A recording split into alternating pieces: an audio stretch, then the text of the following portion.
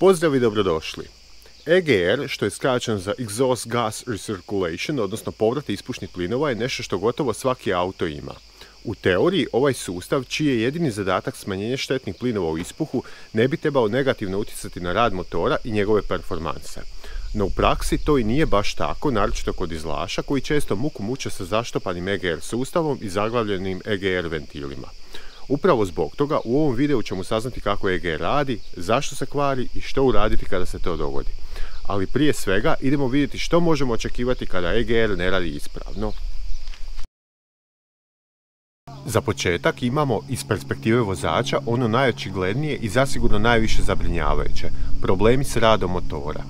Primjerice, ako je EGR ventil iz bilo kojeg razloga zaglavljen u otvorenom položaju, možemo imati teže paljenje, grub rad u leru ili čak gašenje, te slabiji odziv na gas. U nekim slučajevima može doći do toga da motor ne radi na sve cilindre, to rokira, naročito pri većim opterećenjima ili naglim ubrzanjima. S druge strane, EGR ventil koji je zaglavljen u zatvorenom položaju neće uzrokovati tako puno problema. Ipak ovo može dovesti do samozapaljenja smjese u određenim režimima rada, koje zvuči kao lupkanje unutar motora i iznimno je štetno.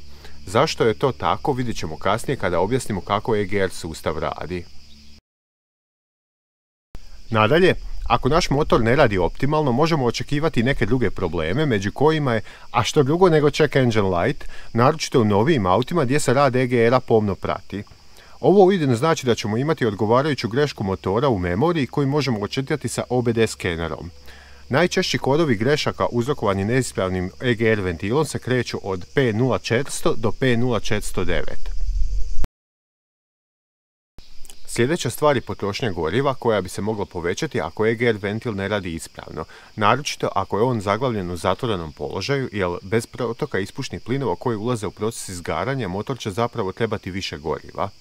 Nasuprot tome, EGR ventil koji je zaglavljen u otvorenom položaju može osiromašiti smjesu i posljedično smanjiti potrošnju goriva, ali ovo nikako nije dobra stvar budući da siromašna smjesa je jako štetna za motor. U konačnici imamo količinu štetnih plinova u ispuhu koji će sasvim sigurno porasti. Ovo može biti toliko ozbiljno da naš auto ne prođe na eko testu. Istina, ovo nije nešto što možemo ustanoviti bez onog uređaja za analizu, ali mogli bi primijetiti da se ispušni plinovi više osjete unutar auta. Sad kad smo prošli uobičajene probleme, idemo ukratko objasniti što je EGR sustav i čemu služi. EGR je skraćeno za Exhaust Gas Recirculation, što se može prevesti kao sustav za povrat ispušnih plinova, što se radi kako bi se smanjila emisija štetnih tvari. Gledajući čisto sa mehaničkog stajališta, ovo je jednostavan sustav koji ima samo nekoliko dijelova. Prvo, imamo jednu ili više metalnih cijevi, od kojih neke mogu biti fleksibilne, koje spajaju ispušnu granu ili cijev sa usisom. Zatim, tu je EGR ventil koji kontrolira i regulira protok ispušnih plinova kroz ovaj spomenuti cjevovod. I na kraju, neki auti, naročito dizelaši, će imati EGR hladnjak koji hladi ispušne plinove prije nego što uđu u usisnu granu.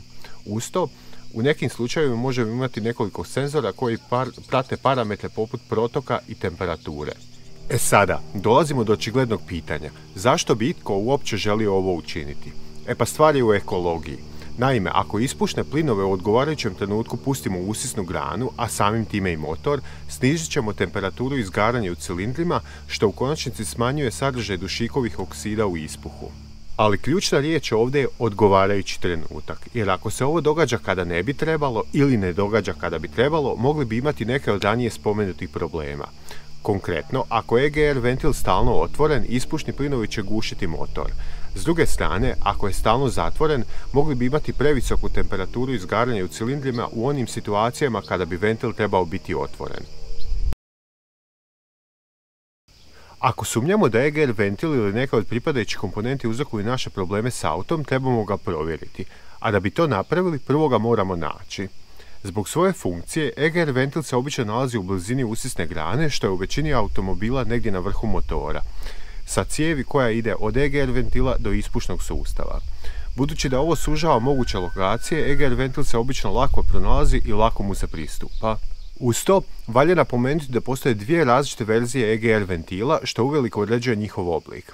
Prvo, postoji vakumska verzija s gumenim crijevom na vrhu koja se spaja na elektromagnetni solenoid kojim upravlja kompjuter motora ili u starijim automobilima direktno na usisnu granu. Međutim, većina novih automobila ima električni EGR ventil koji koristi steper motor za regulaciju protoka ispušnih plinova. Nadalje, neki auti imaju EGR sustav integriran u glavi motora, te mu se kao takvom ne može lako pristupiti. I u konačnici imamo motore sa varijabilnim upravljanjem ventila, poput ovog ovdje, koji uopće nemaju EGR kao poseban sustav.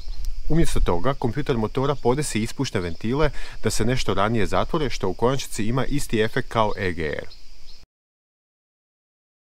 EGR ventil je većinu vremena izložen protoku vrelih ispušnih plinova, što njegov život ne čini nimalo lakim. A osim ekstremnih temperatura, tu su i čađa i neizgoreno gorivo koje s vremenom stvaraju tvrdokorne naslage unutar njegovog kućišta. Kao rezultat svega ovog, EGR ventil se neće moći pravilno otvoriti i zatvoriti, što utječe na njegovu funkciju, a može ga i u potpunosti zaglaviti i spriječiti njegovo kretanje. Osim toga, nakupljene čađe mogu uzrokovati kvar steper motora u električnom EGR ventilu, što se događa zbog povećanog otpora kretanju. S druge strane, kod vakuumskih ventila probleme mogu uzrokovati puknute membrane i oslabljene opruge. Ako imamo problema sa EGR-om, prije zamjene bilo kakvih dijelova možemo provjeriti da li EGR ventil i ostale komponente rade ispravno.